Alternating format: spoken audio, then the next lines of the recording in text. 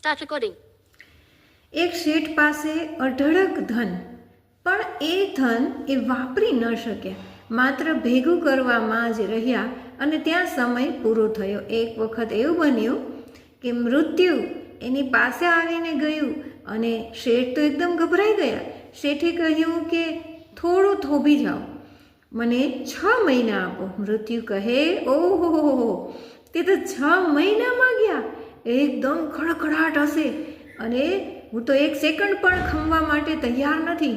હવે તમારો સમય પૂરો થઈ ગયો છે આ પૃથ્વી પર.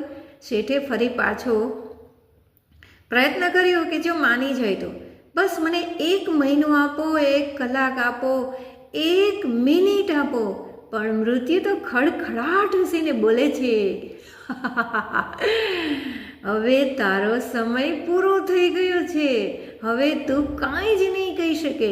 શેઠે ફરી વિનંતી કરીને કહ્યું કે આ બધી જ મિલકત તમારી, માત્ર મને 25% આપો. 75% તમારું. તો પણ મૃત્યુએ ના પાડી.